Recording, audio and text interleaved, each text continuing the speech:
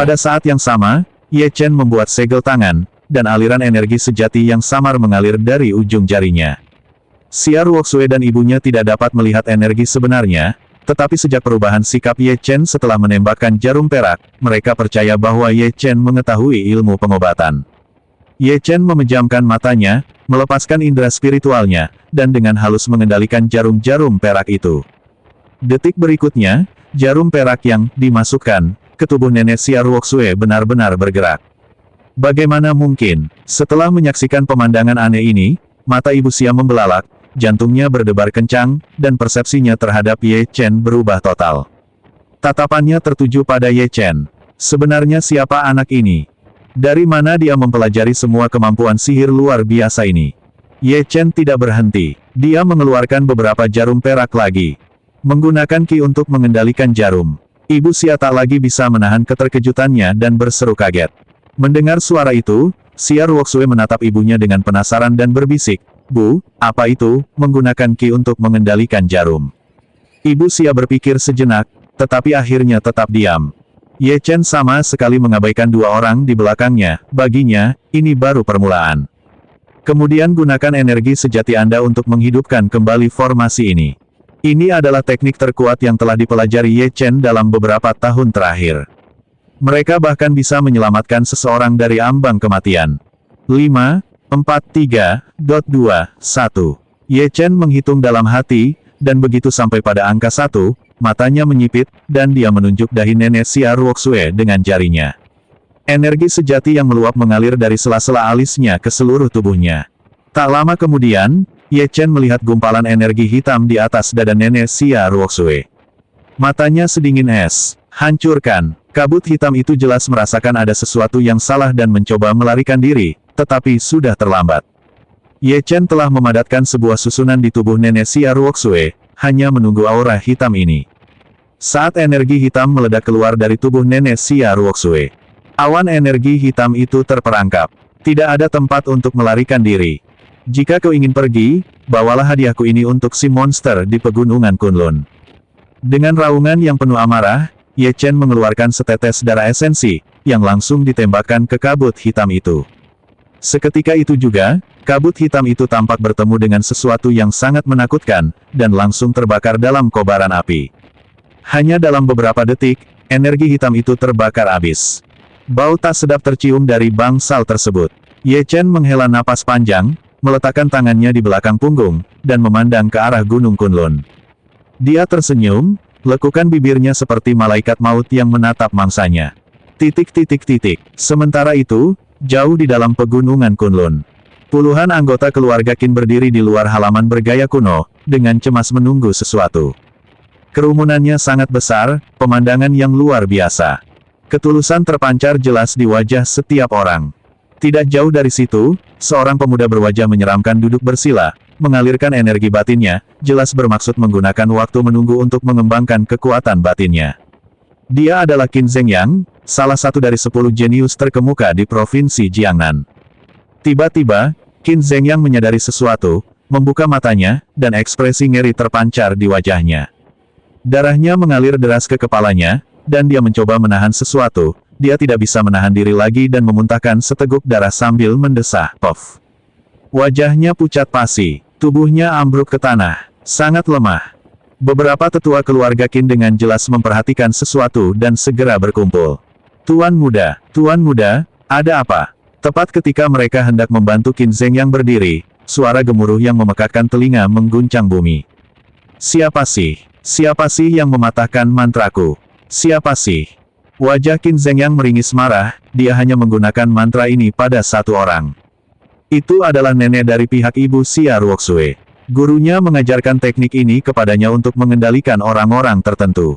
Gurunya bahkan mengklaim bahwa tidak seorang pun di seluruh negeri yang mampu mematahkannya. Namun, mantranya patah, dan bukan hanya itu, dia juga menderita akibat buruk, menyebabkan tingkat kultivasinya anjlok. Organ-organ dalamnya diserang oleh suatu kekuatan, dan ia membutuhkan waktu setidaknya 10 hari hingga setengah bulan untuk pulih. Sesuatu yang mengerikan telah terjadi di Provinsi Jiangnan. Seseorang turun tangan untuk menyelamatkan nenek Xia Ruoxue. Brengsek, Zhengyang, apa yang terjadi? Seorang pria parubaya berjalan mendekat, wajahnya penuh kekhawatiran. Qin Zhengyang berdiri, menyeka darah dari sudut mulutnya, dan dengan cepat mengeluarkan ponselnya untuk menghubungi dua orang yang telah menjaga keluarga Xia. Dia perlu tahu persis apa yang terjadi di Provinsi Jiangnan. Tapi saya sudah beberapa kali menelepon, dan panggilannya tidak terhubung. Jantungnya berdebar kencang. Dia tahu bahwa bukan hanya sihirnya yang dihancurkan, tetapi juga bawahannya yang dibunuh. Sialan, siapa sih yang mencoba menangkapku? Qin Zhengyang. Suaranya terdengar dingin. Zhengyang, kenapa kamu terluka? Katakan padaku. Wajah ayah Qin tampak serius. Qin Zhengyang melirik ayahnya di depannya, mengangguk, lalu menceritakan semuanya kepada ayahnya. Setelah mendengarkan, secercah kemarahan terlihat di mata ayah Qin. Dia berkata, aku akan mengirim orang untuk menyelidiki masalah ini. Masih ada beberapa orang yang ditempatkan di kediaman Nankin, aku akan meminta mereka menyelidiki urusan keluarga Xia. Qin Zhengyang menggelengkan kepalanya dan berkata, meskipun aku tidak tahu siapa orang itu, fakta bahwa mereka bisa mematahkan mantraku berarti mereka jelas bukan orang lemah. Anggota keluarga Qin yang menyelidiki tidak ada gunanya. Ayah Qin sedikit menyipitkan matanya, dan berkata, karena itu, keluarga Qin kita akan membayar harganya kali ini. Biarkan Aula Plum Darah yang menangani masalah ini. Mata Qin Zhengyang berbinar, baiklah. Ruang VIP di Rumah Sakit Rakyat Pertama Provinsi Jiangnan. Ye Chen menghela napas panjang. Xia Ruoxue berjalan ke sisi Ye Chen dan berbisik, Ye Chen, apakah benar nenek bisa bangun? Ye Chen tersenyum dan berkata, kapan aku pernah gagal menepati janji yang kubuat padamu? Tepat ketika Xia Ruoxue hendak berbicara, dia melihat neneknya di ranjang rumah sakit batuk beberapa kali. Ibu Xia juga cukup bersemangat, suaranya bergetar, Bu, Ibu. Ibu sudah bangun. Meskipun dia sedang tidak sadarkan diri barusan, ada beberapa hal yang dia ketahui. Dia bahkan bisa merasakan dengan jelas semua yang telah terjadi di bangsal beberapa hari terakhir ini. Pukul 5 sore, Ye Chen langsung menelepon Xiao Deng untuk memintanya menjemputnya. Saat berada di dalam mobil, Ye Chen menerima pesan singkat dari Xia Ruoxue yang mengatakan bahwa dia akan pindah ke villa besok. Kali ini, tak seorang pun di keluarga Xia berani menghentikannya, mungkin karena nenek dari pihak ibu Xia Ruoxue memberikan dukungan kuat kepadanya dari balik layar.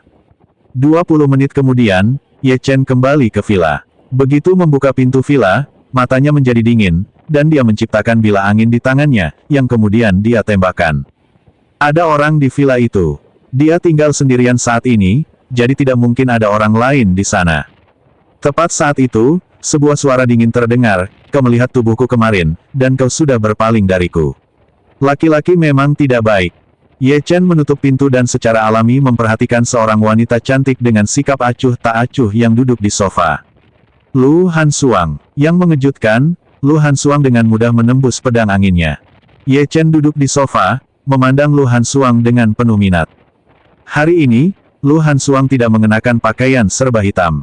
Sebaliknya, ia mengenakan celana kasual putih, sepatu kets, dan kaos putih. Saya ingat pernah mengatakan bahwa Anda tidak boleh lagi menginjakan kaki di villa ini. Ye Chen berkata dengan tenang. Sekalipun pihak lain adalah wanita cantik, Ye Chen tidak akan menunjukkan belas kasihan jika dia melanggar aturannya. Lu Hansuang tersenyum dan berdiri, aku, Lu Hansuang, tidak suka berhutang budi. Tetapi aku berhutang budi padamu 3 kali, dan kau tidak bisa menghindarinya. Hari ini, aku datang untuk membalas budi pertamaku. Setelah berbicara, Lu Hansuang menyalakan ponselnya. Percakapan pun terdengar selama perekaman. 20 detik kemudian, rekaman berakhir. Lu Hansuang melirik Ye Chen dan berkata, aku semakin tertarik padamu. Keluarga Qin benar-benar menawarkan harga yang sangat tinggi untuk nyawamu, memastikan kau tidak akan selamat malam ini. Awalnya aku penasaran siapa yang punya kekuatan untuk membuat keluarga Qin begitu marah, tetapi ketika aku mengetahui bahwa kau berada di ruang VIP, aku menerima tugas itu dan membunuh orang lain untuk menjadi kambing hitammu, sehingga menyelamatkan hidupmu. Katakan padaku, bukankah ini bisa dianggap sebagai sebuah bantuan? Lu Hansuang mengira Ye Chen akan berterima kasih padanya, tetapi ia mendapati Ye Chen menggelengkan kepalanya dan berkata dingin, Lu Hansuang, kau terlalu sombong. Mohon pahami satu hal, bukan keluarga Qin yang ingin membunuhku, tetapi aku yang ingin menghancurkan keluarga Qin. Jika Istana Plum Darahmu menerima misi ini dan menyinggungku, aku jamin kau akan mengalami nasib yang sama seperti keluarga Qin. Kalau begitu, ini akan menjadi istana plum berdarah, mereka tidak akan selamat malam ini. Suara Ye Chen terdengar sangat dingin. Lu Hansuang terkejut, ekspresinya sangat aneh. Siapa sangka orang ini malah mengancam istana plum darah. Blood Plum Hall adalah organisasi pembunuh bayaran nomor 1 di dunia seni bela diri Tiongkok. Banyak sekali individu yang berpengaruh. Selama Anda mampu membayar harganya, Anda bisa membunuh siapapun yang berpengaruh di Tiongkok. Sekalipun kau gagal, Istana Plum Darah akan mengirimkan pembunuh ahli bela diri yang lebih kuat untuk menghadapimu. Yang paling penting, Blood Plum Palace memiliki seorang ahli tingkat atas yang termasuk dalam 30 besar peringkat Grandmaster Tiongkok. Memprovokasi Istana Plum Darah berarti kematian yang pasti. Ye Chen, jangan sombong. Tolong mengerti, aku menyelamatkanmu, kata Lu Hansuang. Menyelamatkanku. Tatapan Ye Chen tiba-tiba tertuju pada sebuah pintu, dan dia berkata dingin, maaf, aku tidak membutuhkannya. Setelah berbicara, tubuh Ye Chen berubah menjadi bayangan kabur, muncul tepat di depan pintu. Dia melepaskan energi sejatinya dan melayangkan pukulan. Gerbang itu hancur berkeping-keping, dan serpihan kayu berhamburan kemana-mana. Seorang pria bersembunyi di balik pintu. Pria itu jelas tidak menyangka Ye Chen akan menemukannya. Tanpa ragu-ragu, sebuah pisau pendek muncul di tangannya, dipenuhi energi, dan langsung menebas dada Ye Chen. Sangat cepat, tapi Ye Chen lebih cepat. Jari-jarinya yang lincah seperti elang mencengkeram leher pria itu, darah menyembur keluar saat kekuatan dahsyat meletus. Bang! Dengan suara benturan keras, pria itu terhempas ke tanah. Dagingnya hancur berantakan hingga tak bisa dikenali lagi. Lu Hansuang, ingat ini. Ada pengecualian untuk menentang langit. Tapi menentangku berarti kematian yang pasti. Ekspresi Lu Hansuang berubah drastis. Dia menatap tajam pria yang tergeletak di tanah, yang berlumuran darah.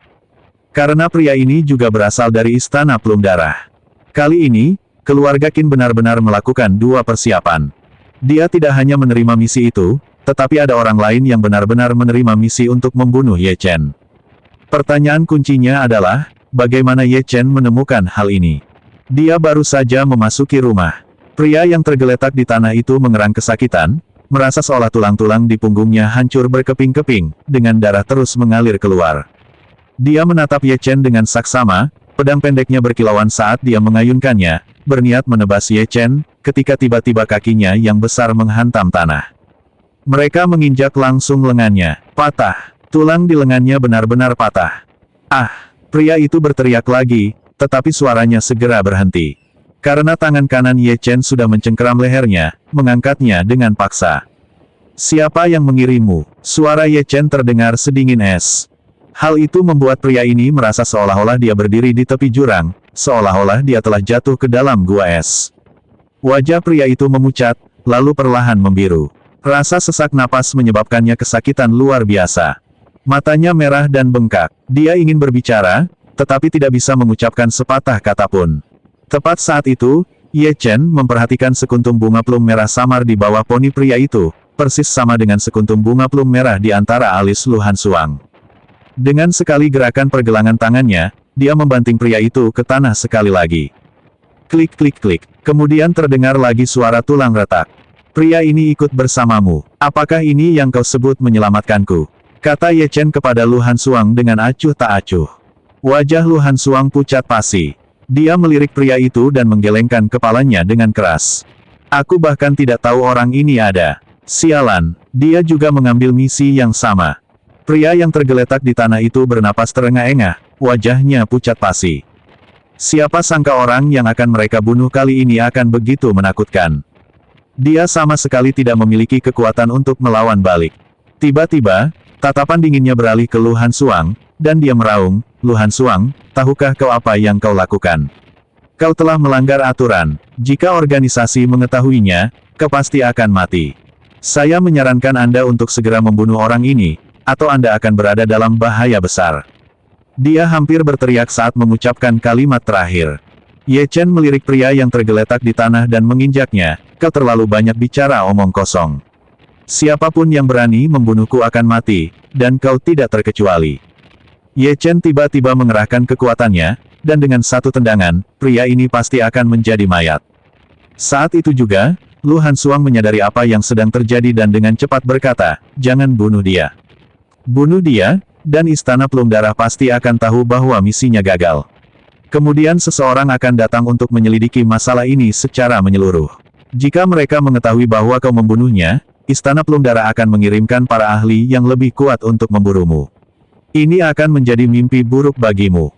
Kau tidak bisa lolos dari cengkeraman Istana Plum Darah. Inilah kekhawatiran terbesar Lu Hansuang. Jika tidak, dia pasti rela membunuh pria itu sendiri. Ye Chen ragu sejenak. Jika memang demikian, maka Istana Plum Darah tidak akan ada. Melihat Ye Chen tidak bergerak, pria di tanah itu berasumsi bahwa Ye Chen waspada terhadap pengejaran gila-gilaan dari Istana Blood Plum. Dia tertawa dingin, tawa yang agak ganas, dan berkata kepada Ye Chen, "Nak, sekarang kau tahu siapa yang telah kau sakiti, kan? Beraninya kau memprovokasi Istana Plum Darah, kau sedang mencari kematian." Sebelum dia selesai berbicara, Ye Chen menginjakkan kakinya. Sebuah lubang langsung muncul di dada pria itu, dan dia batuk mengeluarkan seteguk darah, diselimuti aura kematian yang tak berujung.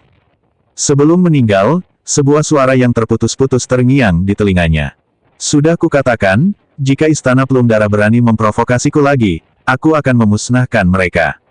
Pupil matanya membesar. Dia tidak pernah membayangkan bahwa Istana Plum Darah, yang menanamkan rasa takut di hati para ahli bela diri yang tak terhitung jumlahnya, akan begitu menyedihkan di hadapan pemuda ini. Apakah Anda memiliki hak untuk menghapusnya? Mata indah Lu Hansuang mengungkapkan rasa takut yang mendalam. Dia tahu betul bahwa pria yang tergeletak di tanah itu sudah benar-benar mati. Dengan satu tendangan itu, Ye Chen dan Istana Blood Plum terikat bersama selamanya. Setelah melakukan semua itu, Ye Chen kembali ke sofa, mengeluarkan sebungkus rokok, mengambil satu, dan langsung memasukkannya ke mulutnya. Percikan api berkelap-kelip, dan asap langsung mengepul keluar. Tepat ketika Lu Hansuang hendak berbicara, Ye Chen menyela, "Karena kau adalah anggota Istana Plum Darah, bawa tubuh orang ini bersamamu. Selain itu, aku tidak ingin setetes pun darah sampah Istana Plum Darahmu ada di villa ini." Suaranya sangat tenang, namun mengandung aura otoritas yang tak terbantahkan. Wajah tampan Lu Hansuang tampak dingin. Siapa sangka Ye Chen, setelah membunuh seseorang, membutuhkan anggota Istana Plum Darah untuk membersihkan mayatnya. "Mungkinkah aku adalah pelayannya, Ye Chen? Jangan berpikir bahwa hanya karena kau menyelamatkanku, kau bisa memerintahku seperti ini. Kau sudah terjebak dalam situasi sulit karena insiden Istana Plum Darah. Kau tidak tahu betapa menakutkannya kekuatan yang telah kau sakiti. Kau akan hidup dalam bayang-bayang selama sisa hidupmu, dan baru setelah kau mati kau akan menyadari betapa absurdnya semua yang telah kau lakukan." Lu Hansuang berkata, kata demi kata. Ye Chen melirik Lu Hansuang dan berkata, "Setelah kau selesai mengurus jenazahnya, ingatlah untuk menutup pintu. Selamat tinggal." Kau, Lu Hansuang benar-benar marah. Meskipun begitu, dia dengan tenang membersihkan tubuh itu. Dia mengetahui metode Istana Plum Darah, sekarang setelah pria ini meninggal, dia harus menggunakan segala cara untuk menghapus semua bukti. Setidaknya ini akan memungkinkan Ye Chen untuk hidup beberapa hari lagi. Dia tidak ingin berhutang budi pada Ye Chen. Setelah membalas budi ketiga hal tersebut, ia akan meninggalkan provinsi Jiangnan dan tidak akan lagi berhubungan dengan Ye Chen. Saat Lu Hansuang menutup pintu villa, dia berhenti. Dia melirik Ye Chen yang duduk di sofa dan berkata, "Mencari kambing hitam untukmu dan membuang mayatnya seharusnya dianggap sebagai bantuan, kan? Aku akan menahan Istana Plum Darah. Jika aku tidak bisa, sebaiknya kau berhati-hati." Setelah mengatakan itu, dia menghilang ke dalam malam. Setelah Lu Hansuang pergi, Ye Chen menghubungi nomor Ye Lingtian. "Tuan Istana, apa perintah Anda?" Suara Ye Lingtian yang penuh hormat terdengar. "Seberapa banyak yang kau ketahui tentang organisasi bernama Istana Plum Darah?" tanya Ye Chen. "Lagi pula, mengenal diri sendiri dan musuh akan menjamin kemenangan dalam setiap pertempuran. Istana Plum Darah pada akhirnya adalah bom waktu yang siap meledak, kita harus menemukan kesempatan untuk menyelesaikannya." Ye Lingtian di ujung telepon terkejut dan segera bertanya, "Tuan Istana, apakah Istana Plum Darah telah menyinggung Anda?" "Baru saja membunuh seorang pembunuh bayaran dari Istana Plum Darah." Ye Lingtian berpikir sejenak lalu berkata, "Aula Plum Darah adalah organisasi pembunuh bayaran tingkat atas di Tiongkok. Karena jika gagal, mereka akan mengirimkan pembunuh bayaran yang lebih kuat lagi. Ini akan menjadi masalah besar bagi banyak ahli bela diri. Mereka memiliki 36 cabang di Tiongkok. Cabang Provinsi Jiangnan dikendalikan oleh seorang pria bernama Ling Feng. Aku pernah bertemu orang ini sekali. Dia kejam dan memiliki kemampuan bela diri yang luar biasa, tetapi dibandingkan dengan Master Istana, dia seperti semut. Tuan Istana, tidak perlu takut. Jika Istana Plum Darah benar-benar buta dan menyinggung Anda, saya bersedia memimpin para ahli Istana Kegelapan untuk memusnahkan cabang mereka di Provinsi Jiangnan. Ye Chen mengangguk dan melanjutkan, bagaimana jika cabang Istana Plum Darah di Provinsi Jiangnan gagal? Apa yang akan mereka lakukan? Ye Lingtian terkejut, ragu-ragu selama beberapa detik, lalu berkata, ini bagian yang paling merepotkan. Kekuatan sejati Istana Plum Darah berada di ibu kota, yang juga merupakan markas besar Istana Plum Darah. Begitu cabang tidak dapat mengatasinya, markas besar pasti akan mengirimkan para ahli terbaik untuk bertindak. Tahu, Tuan Kuil, haruskah kita meminta Kuil Kegelapan untuk bertindak? Tidak perlu. Panggilan berakhir. Mata Ye Chen berkilat dengan cahaya dingin, menunggu untuk melihat apakah Istana Plum Darah akan terus menimbulkan masalah baginya. Jika mereka masih tidak memiliki rasa sopan santun, maka tidak ada gunanya memiliki Istana Plum Darah. Ibu kota, para ahli kelas atas. Lalu kenapa kalau mereka ada di depanku, Ye Chen? Ye Chen mengeluarkan batu hitam, duduk bersila, dan memasuki keadaan kultivasi.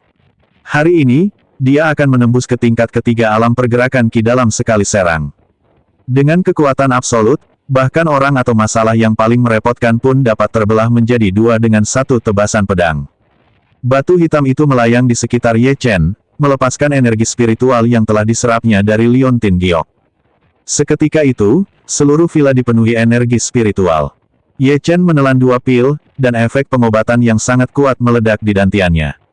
Energi spiritual yang tak terhitung jumlahnya dari dunia luar mengalir deras menuju tubuhnya. Ye Chen mengaktifkan teknik yang mendalam 9 langit, dan cahaya keemasan menyembur keluar dari tubuhnya, seperti naga yang berenang. Serangkaian raungan naga bergema dari puncak villa, lalu cahaya melesat ke arah kepala Ye Chen. Waktu terasa berjalan lambat, dan aura Ye Chen semakin menakutkan. Saat energi di dantiannya mencapai puncaknya, Ye Chen meraung, hancurkan. Aliran energi sejati yang tak terhitung jumlahnya mengalir menuju kekuatan pengikat. Percobaan pertama, gagal. Upaya kedua juga gagal. Pakaian Ye Chen benar-benar basah kuyup. Untuk ketiga kalinya, boom. Tubuhnya tampak bergelombang seperti ombak pasang, dan aura yang sangat kuat menerobos semua batasan dengan kekuatan yang tak terbendung. Tali pengikat itu langsung terlepas. Energi spiritual yang tak terhitung jumlahnya menyelimuti seluruh tubuhku, memberiku kenyamanan yang tak tertandingi. Ye Chen membuka matanya, tingkat kultivasinya tetap stabil di tingkat ketiga alam pergerakan Ki. Itu beberapa menit lebih cepat dari yang saya perkirakan. Sebuah pohon raksasa yang berjarak 100 meter tumbang dengan suara keras. Sepertinya semakin tinggi level yang kamu capai, semakin besar peningkatan yang didapat di setiap tingkatan yang lebih rendah. Setelah itu, Ye Chen kembali ke kamarnya. Dia memegang sebuah batu hitam di telapak tangannya dan seketika muncul di kuburan reinkarnasi. Satu-satunya batu nisan yang bersinar terang kini terlihat sepenuhnya. Jelas sekali hal itu bisa dipicu. Dia juga menemukan bahwa kali ini bukan hanya nama Chen Qingchang, melainkan, Sekte Api Berkobar, Chen Qingchang. Di bawah ini terdapat sebaris teks kecil. Dengan satu tangan, aku bisa membakar semuanya. Ye Chen dapat merasakan bahwa tekanan yang terkandung dalam batu nisan ini bahkan lebih kuat daripada tekanan yang dimiliki Luo Yuntian. Mengenai apakah pernyataan itu termasuk membual atau tidak, dia tidak tahu. Meskipun sangat penasaran dengan Chen Qingchang, Ye Chen menahan diri untuk tidak memprovokasinya. Dia tahu betul bahwa setiap makhluk kuat di kuburan reinkarnasi hanya memiliki satu kesempatan untuk mengaktifkannya. Setelah terpicu, ia mungkin akan menghilang dalam beberapa jam dan memasuki siklus reinkarnasi. Tipe pemimpin yang kuat seperti ini adalah kartu truf terbesarnya, dan dia seharusnya tidak pernah menggunakannya kecuali benar-benar diperlukan. Lagi pula, dia telah menyaksikan kekuatan Luo Yuntian secara langsung. Ye Chen menyimpan batu misterius itu, menutup matanya, dan tertidur. Pukul 8 pagi keesokan harinya, sesosok cantik muncul di pintu masuk villa. Wanita itu menyeret sebuah koper, itu Sun Yi. Dalam beberapa hari mendatang, Sun Yi akan bertanggung jawab atas seluruh bisnis grup Tianzeng di Provinsi Jiangnan. Tianzeng Group tak diragukan lagi telah menjadi sangat populer, popularitasnya meroket. Sejak produk ini diluncurkan, produk ini hampir selalu terjual habis segera setelah tersedia secara online. Harga di pasar gelap telah dinaikkan puluhan kali lipat. Grup Tianzeng telah menjadi perusahaan unggulan di Provinsi Jiangnan dan bahkan di Tiongkok. Karena Ye Chen sudah memberikan kata sandi gerbang kepada Sun Yi melalui WeChat, Sun Yi hanya menyeret kopernya masuk begitu saja. Dia menyimpan kopernya lalu dengan hati-hati naik ke lantai atas. Tak lama kemudian, ia tiba di kamar Ye Chen. Pintunya sedikit terbuka. Ia membukanya perlahan, bermaksud mengejutkan Ye Chen, ketika sepasang tangan besar melingkari pinggangnya. Dia menariknya ke dalam pelukannya. Ye Chen berbalik dan dengan paksa menindih Sun Yi di bawahnya. Sun Yi cemberut, tampak tidak senang, dan berkata, "Aku berencana memberimu kejutan, tapi ternyata kau sudah tahu aku kembali." Ye Chen tersenyum. Dia dapat merasakan dengan jelas bukan hanya seluruh villa, tetapi bahkan keributan di luar. Dia sudah menyadari keberadaan Sun Yi di lantai bawah, jika tidak, pintu tidak akan sedikit terbuka. Ye Chen tidak mengatakan apapun, tetapi mencium Sun Yi dengan penuh gairah. "Apakah kau merindukanku?" Sun Yi melepaskan diri dari Ye Chen dan bertanya dengan sungguh-sungguh. Tentu saja, bulu mata panjang Sun Yi berkelip-kelip, dan lengannya yang indah meluncur ke paha Ye Chen, lalu dia menggenggamnya erat. "Di mana kau paling merindukanku? Apakah di sini?" "Coba tebak." Ye Chen terangsang oleh kata-kata Sun Yi dan seketika merasakan gelombang hasrat. Tak lama kemudian, seperti ranting kering yang menyulut api berkobar, keduanya, tanpa terkendali sama sekali, memulai perkelahian fisik. Mereka berdua baru bangun tidur sekitar tengah hari. Tepat ketika Sun Yi hendak pergi, pandangannya tiba-tiba tertuju pada foto-foto di atas meja. Foto ini diambil 5 tahun lalu. Selain Ye Chen, ada juga seorang pria parubaya yang cukup tampan dan seorang wanita muda yang lembut. Ini jelas orang tua Ye Chen. "Xiao Chenzi, apakah ini foto keluargamu?" Ye Chen terkejut, melirik foto itu, dan mengangguk dengan ekspresi rumit. Villa ini sama sekali tidak terasa seperti rumah, dan memajang foto ini menjadi pengingat terus-menerus baginya. Begitu Pangeran Nanjiang atau Jiwa Naga mengetahui lokasi pasti penguasa naga di ibu kota, dia akan segera menginjakan kaki di ibu kota. Sun Yi merasa ada yang tidak beres. Ye Chen berdiri, berjalan ke sisi Sun Yi, dan bertanya, "Ada apa? Apakah ada masalah?" Sun Yi tetap diam, karena tahu bahwa orang tua Ye Chen telah meninggal. Tapi foto ini terlalu aneh. Setelah ragu-ragu Sun Yi menunjuk ke sebuah titik di foto dan berkata, "Xiao Chenzi, apakah ibumu memiliki tahi lalat di lehernya?" Ye Chen merasakan ada yang tidak beres, meliriknya, dan berkata dengan serius, "Dia memiliki tahi lalat di lehernya sejak kecil. Apa yang terjadi padanya?" Aneh sekali. Alis Sun Yi semakin berkerut. Ini seharusnya tidak terjadi. Beberapa detik kemudian, Sun Yi menatap Ye Chen dan berkata, "Chen kecil, aku merasa ada yang tidak beres. 5 tahun lalu, akulah yang mengurus jenazah orang tuamu, bahkan aku sendiri yang mengantarkannya ke krematorium. Tapi aku ingat dengan jelas bahwa saat itu dia tidak memiliki tahi lalat di lehernya." Ye Chen terkejut. Kata-kata Sun Yi bagaikan petir di siang bolong. Mungkinkah kau salah ingat?" Tanya Ye Chen sambil menggenggam tangan Sun Yi. Sun Yi berpikir sejenak, lalu menggelengkan kepalanya dengan kuat, "Tidak, karena itu adalah pertama kalinya aku berada di dekat mayat, dan aku sangat ketakutan." "Apakah menurutmu ibumu mungkin telah menghapus foto itu sebelum kecelakaan? Karena dia benar-benar terlihat sama seperti di foto itu." Ye Chen tetap diam, matanya dipenuhi dengan keseriusan. "Hari itu di Villa Gunung Yunhu, tahi lalat di leher ibuku masih ada." Sun Yi adalah orang terakhir yang melakukan kontak dengan tubuh mereka. Saat ini, hanya ada 2 kemungkinan jawaban untuk Sun Yi. Pertama, tubuh orang tuanya ditukar. Kedua, orang tuanya mungkin masih hidup. Ye Chen tidak mengerti siapa yang akan menukar tubuh orang tuanya. Jika orang tuanya masih hidup, mereka pasti akan mengetahui tentang grup Tianzeng. Jika mereka mengetahui bahwa perwakilan hukum grup Tianzeng adalah Ye Chen, mereka tentu akan mencarinya. Ia merasakan merinding, kejadian di Villa Yunhu kala itu jauh lebih rumit daripada yang ia bayangkan. Sun Yi merasa Ye Chen membutuhkan ketenangan, jadi dia menjulurkan lidahnya dan berkata, "Chen kecil, ibu akan memasak sekarang, jangan terlalu banyak berpikir." Setelah Sun Yi pergi, Ye Chen segera menghubungi nomor Lei Sui. Lei Shuwei, kau di mana sekarang? Aku harus bertemu denganmu segera. Selain itu, aku butuh setiap detail tentang Villa Yunhu dari masa lalu. Lei Shuwei di ujung telepon terkejut. Jika orang lain berbicara kepadanya dengan nada seperti itu, dia pasti sudah menutup telepon sejak lama, tetapi itu adalah Ye Chen. Meskipun terasa aneh, mendengar nada suara Ye Chen yang sangat serius, mereka tahu bahwa sesuatu yang serius telah terjadi. Tanpa ragu-ragu lagi, dia langsung berkata, aku akan meminta Xiao Deng menjemputmu. Sampai jumpa di markas dalam 1 jam. Bagus. Ye Chen turun ke bawah dan memberitahu Sun Yi bahwa dia akan pergi keluar. Tak lama kemudian, Ye Chen menerima telepon dari Xiao Deng. Dia baru saja akan pergi ketika dia menyadari bahwa Xiao Deng menghalangi seorang gadis muda untuk memasuki area villa.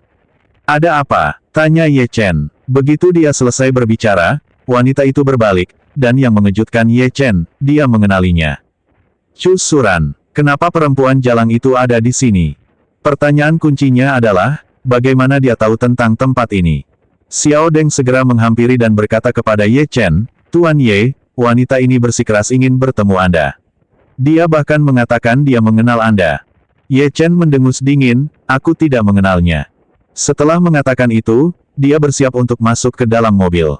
Melihat Ye Chen hendak pergi, Chu Suran bergegas menghampirinya dan berlutut sambil berkata, Ye Chen, bagaimana mungkin kau tidak mengenaliku?